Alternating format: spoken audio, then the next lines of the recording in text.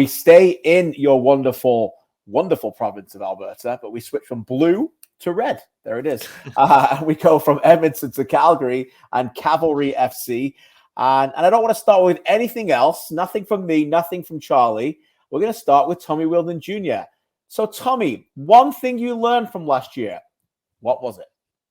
Play to the effing whistle. You were there. I was there. I had about 5 of our players all with their hands up in the air, and we leave a contentious decision to a player outside of our control. We can only control what we can control. So a lot of our trainers is playing to the whistle, and believe me, there's been some dubious calls. That's the big thing to first and foremost affect.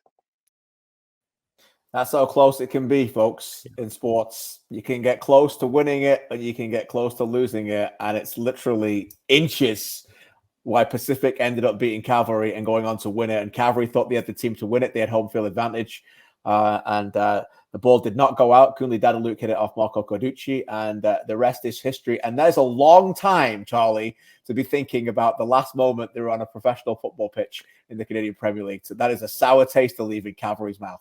Yeah, that's it's a long off season when that's the way that your season ends, especially when you're at home in a semifinal in extra time and you're that close to getting to the final. Yeah, it has to hurt. It has to hurt. But as Tommy kind of said, that's something that they have no choice but to learn from. Yeah. It's, really nobody's fault but their own that sort of went down in that way, because again, you can't stop playing just because you think the ball is out of bounds. The same thing kind of happened to Cavalry in the 2019 final when Tristan Borges scored at home. I think there was a ball, either Kwame Awu or Chris Nenko turned it on the sideline, and Cavalry thought that was out as well, but it ended up in the back of their net. But again, Cavalry are a team that have been very, very good every regular season. They've been right up there at the top with Forge. They've probably been more consistent in the regular season than Pacific over the last 3 years, but they haven't jumped that final hurdle yet. They need that playoff win. They need that championship to really be in the elite where they want to be and certainly can be. So this is a very big kind of prove it season for Cavalry, who have all that talent but need to take that extra step and have something to show for it. Yeah, look, there's a lot to like about this team, right? Really deep again, a lot of continuity. I just think, and sometimes you get lost in this. You don't think about it when you're in the middle of it. But I think, and I don't want to speak for Tommy, but I think Tommy and these players, I think their motivation would be, we don't want to look back in 4 or 5 years' time and go, we just didn't make it. I think that they've come that close now. That the regular season and then the playoffs are 2 very different seasons. So knockout football, league football can be very different. I would back this team in the league style to say, yeah, go ahead, and they could be the champions again. And by the way, they are champions in my mind. Forge are the regular season champions. That is a title and an honor you earn, and you win, trophy or no trophy. That's my opinion. And then they have to show it in the cup games, the playoffs, so to speak. Just because that's where they've fallen short. That's not necessarily all their fault. That's just the way it's been. But they have fallen short. They were second place last year in the league title, in the league race. They got home field advantage and they lost. 2020, first place in the first stage, got to the final stage, lost 2 games, didn't make it into the final. 2019, we know the best team in the Canadian Premier League, get to the final, lose both legs very narrowly 1-0. That's just the story so far. But what we know in sports is you sometimes have to learn to lose and lose again before you know how to win. There's been many of those titles out there, many of those successful teams in sports that have lost and found a way to win after it and learn from it. And what this team has is they've got a lot of survivors. They've got a lot of players back. They've got a lot of continuity. I counted 17 returnees to this group, which is, I think, one of the highest numbers, if not the highest number of all squads in the Canadian Premier League. Yes. There's a reason why many of them are back. And by the way, some of those players, Joe Mason, 9 starts, Ali Musi, 4 starts, Ben Fisk, 13 starts, and Tom Field, 8 starts last year, I put in my notes, are back as being real contenders for the best 11 and didn't play a lot of minutes last year. A strong team. You look at the likes of Di Chiara and others, Field, Escalante. There's a lot of players who are really good who are not going to be playing every week in this team as well, Charlie. Yeah. Oh, there certainly are. It's actually really tough to pick kind of a projected 11 Yeah. for this team because there are a lot of players, especially in midfield and in the kind of the wide attacking areas on his team, that most of these positions have 2, 3, even 4 players that could go in there, right? I mean, even Elijah Atakubi, who I know that we're going to hear from quite soon, sort of a new signing, but because he missed last season with his Achilles injury, but the 2 years before that, he was one of their best midfielders, one of the most accurate passers in the entire CPL in Yeah. both of those seasons. So him coming back in and being a locker room presence is big. But there's so many parts of this team. I think especially in midfield, there's a lot of depth in this squad. So again, they have a lot of unfinished business in the league that they're quite hungry for. And, honestly, I think a little bit frustrated that they haven't achieved that level yet. But again, just some of the new players as well. Really great. Meyer Bevan coming in from New Zealand. Jean-Aniel Assi on loan from Montreal. I know that Tommy has been very impressed with him in training the past few weeks. So again, one of the deeper teams in the league who have absolute designs on that championship. Yeah, Charlie Trafford comes over from Wrexham just to bring more depth into that midfield as well. Victor Lattori was one of the brightest spots in the midfield last season, an outstanding young player that will be getting a big move. No doubt in my mind about that as well. But in midfield, when he does move, they're going to be fine because you mentioned it, Elijah Atakubi, Tori's Achilles, just a crushing injury last year in April, didn't get to play the entire season. I remember talking to him during the season last year. And just a shining light and a ray of positivity. Obviously, if you're not sure and you don't know, of course, you know the name. Atakubi. Elijah is Sam Atakubi's brother, who, of course, was a hero in the Canadian men's national team World Cup qualifying as well. Sam is a great character. So are their parents, just a wonderful family. And so is Elijah. Here's his sit down with Charlie. Let's just start with where your head is at right now, because obviously you missed last season, but you're coming back for your 4th year with this club. Man, I'm excited. It's been a while. I haven't played in a minute, but last year was a test. But you work through things, you get through it. But now I've got an opportunity to play football again, and after a year, almost 2 years without playing, man, you don't know how it feels. I'm just happy to be back playing.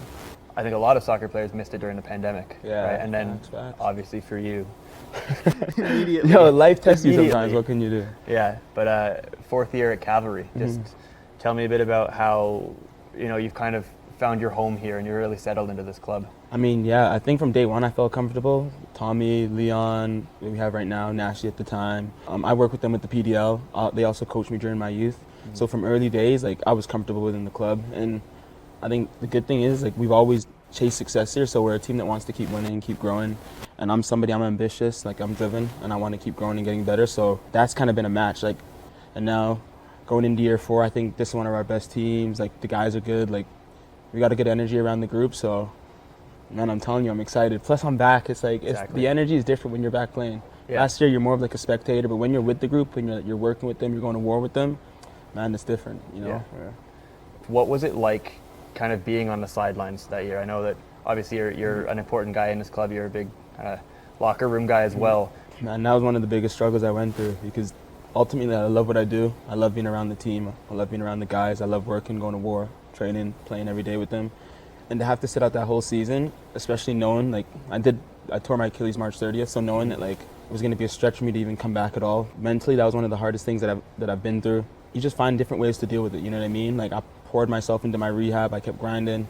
I made music. I did a bunch of different things, and I found other areas to channel my drive and my passion, and I think that was an important one for me because at the end of the day, we're footballers, we love football, and nothing comes close to being able to go train and play games. Bro, you can't beat that, you know what I mean? You mentioned you made music last year. That was really interesting to a lot of us. I think we kind of didn't expect it. How long has that been something that you've been interested in? Where did that come from? So people that don't know my family is hella musical. My brother plays piano, my sisters sing. My parents are pastors. We grew up in the church, so church choir, my parents both sing. So basically, we've been doing football our whole lives, but if you come to my family around Christmas, we're vibing to music. My brother's playing the piano, we're the vibes are there, the music's there. So the passion for music has been there since day one. I hadn't really had an opportunity to really embrace it because you're locked in with footy, you don't really see time outside of that. So last year was the first chance I had to be able to be hey, all I'm doing is rehabbing and going to the gym this year. I need something that I can pour my passion into, and I love music. And then I make music, made a song for the team, people liked it, and it's like, it's a vibe, you know what I mean? How motivated are you guys heading into this year, especially with how close you were last year? The hunger's there, that's all I can say. Like, we know how close we've been in every year. I mean, consistency throughout the 3 years, we're up there with the best. Like, I've seen a table where it was like regular season points and all that, we're top. But right now, like, our last hurdle is playoffs, and that's something we're working towards. Like, every day, everyone that's here that signed knows that our only goal is to win. All I know is, like, every day we're here working, that's the only thing that we care about. We want to win, we want that championship, we want everything that comes with being champions, and we're not going to stop until we get there. So, April 9th, what are you most excited for? and just like playing an official game, like playing an official game to me, like to actually be able to like play a game with fans there, do the whole experience from a game day again, like that to me is just going to be like an unbelievable feeling, because I feel like I've had to wait so long for it. It's got to be an exciting time to be involved in soccer in Canada. Right? I know you're closer to it than a lot of people because your brother is obviously a big part of it's crazy, the national team. Just what is that like, just being, you know, part of the momentum that's building behind this sport right now? Honestly, it's a little surreal, because like seeing from day one when like we first came to Canada and started playing footy like in photos in the gyms and stuff to where it is now, seeing what my brother's been able to do in his career and with the national team, and like being able to talk to him and kind of like experience those things with him. Some days I'm still in disbelief, like this is actually happening. Everybody that's been on a pitch in Canada soccer, that's contributed to the game or done anything, we've all played our part to help grow this game. And now to see where the national team is taking it, and to be able to witness firsthand like some of the experiences my brother's been telling me about, it's just amazing. But what can you say? Exactly. Like, what can you say? Exactly. We can say it's amazing. It's a good enough word for me. That's what a good enough word for Elijah is a good enough word. And if you haven't seen the full video, which I encourage you to go check out, just after that, Elijah kind of talks me through what it was like for him watching Sam score that goal in Hamilton. Special. It's really fun. It's cool to see just how excited he was to see his brother do that, and how he said he didn't really know that his brother could hit a ball like that. I don't think any of us did. No, that's great. No, it's a great interview. Go check it out. As I said, CanPL.ca has got all of it and all over our YouTube channel as well. Final word on Cavalry. I think they're probably going to want to be a bit more efficient in front of goal. Yes, I mean Mason obviously playing more games is important. I think last year, I've got the stats. The stats back it up. 17 of 28 games in the regular season, 1 goal or less. I think of games last year that I was doing broadcasting games. I think of Edmonton away. Edmonton at home in a game where they dominated them. They drew 1-1. They went to Vala. Ledgerwood scored a free kick goal, and they battered them, and then they let them get one chance back, and they drew the game 1-1. And too often, they gave teams a chance to get back and didn't finish them off when they needed to. And I think that's an area they need to get better in and be a bit more efficient. And of course, a healthy Joe Mason for the majority of the season, he's going to be one of the season's favorites to be the Golden Boot winner, Charlie. Yeah, I think so. Just given his quality and what he's done in his career, especially in England. Efficiency is a good word for Cavalry. They had so much possession most games last year. They would be able to get into the attacking third, absolutely no problem. But then when it came to, that final ball, it just wasn't always there. Even when Mason was on the pitch, he was sometimes a little bit isolated. They couldn't actually get the ball to him as much as they wanted to. So just being able to find those key passes to, again, score those goals and make the best use of that possession, because they're so good at kind of playing out of the back and building up. That's kind of the base and the building block of this team. Now they need to find kind of that killer instinct in the attacking third that is going to put them over the edge this year. A reminder, they start on Saturday in the nation's capital, and you can go watch them. Pay what you want game, go in, and then obviously proceeds go to the mission statement, the missions in Ukraine. In fact, they're away in an Ontario. It's an Ontario April for Cavalry. Away in Ottawa, away in Forge, away in York, and then they start at home. Guess who they play at home? Pacific.